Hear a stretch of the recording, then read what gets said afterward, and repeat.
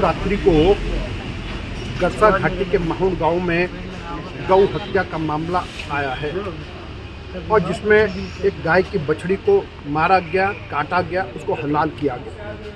और कल प्रातःकाल इसकी ग्राम वासियों को और जिस घर में वो लोग रहते थे उनको जब सूचना प्राप्त हुई तो उसके पश्चात पुलिस और स्थानीय लोगों को पता चला और सभी ने धरना प्रदर्शन भी किया। और अब यह है कि उन लोगों को पकड़ा गया है और उन लोगों पर एफआईआर लॉन्च की गई है। तो अभी हमने एसपी साहब से मिलकर के ये कहा है कि भाई जो पुलिस ने कार्रवाई की है वो ठीक है, लेकिन उसे आगे बढ़ कर के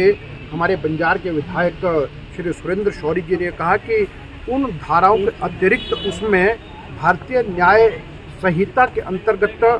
299 और 325 धारा भी लगाई जाए तो केस और मजबूत होगा, ताकि उन लोगों को निश्चित रूप से पनिशमेंट मिले। और इस हेतु हम मिले और उसके साथ ही कि आज हम महामहिम राज्यपाल जी को भी अभी एक ज्ञापन भेज रहे हैं और जिसके माध्यम से उनसे भी हमने निवेदन किया है कि इस सब की जो जांच है इसमें किसी प्रकार की कोताही किसी जगह पर ना हो, ताकि आने वाले समय में इस प्रकार की घटना की पुनरावृत्ति ना हो। देखिए, एक बात तो यह है कि जो घटना की जानकारी है उसके बारे में कहा गया प्रातः का लगभग 8 बजे आई है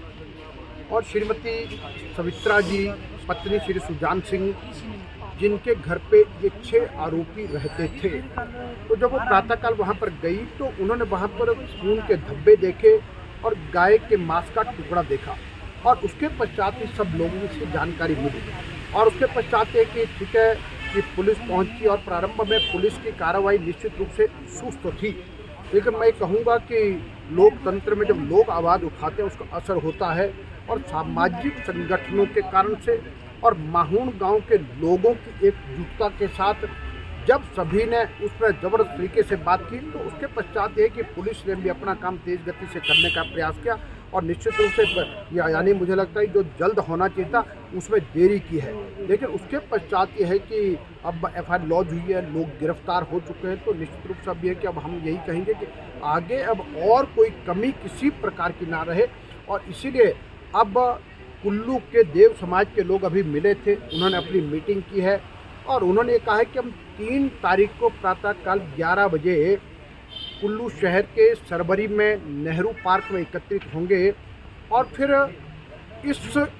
समस्या के दुख स्वरूप हम एक रोष प्रदर्शन करेंगे जो शांतिपूर्ण तरीके से और हमारी कानूनी दायरे में रह करके होगा और इसके माध्यम से हम समाज का जागरण करेंगे ताकि आने वाले समय में समाज भी जागे और कानून भी जागे और जिसके कारण से इस प्रकार की घटनाएं फिर ना हो।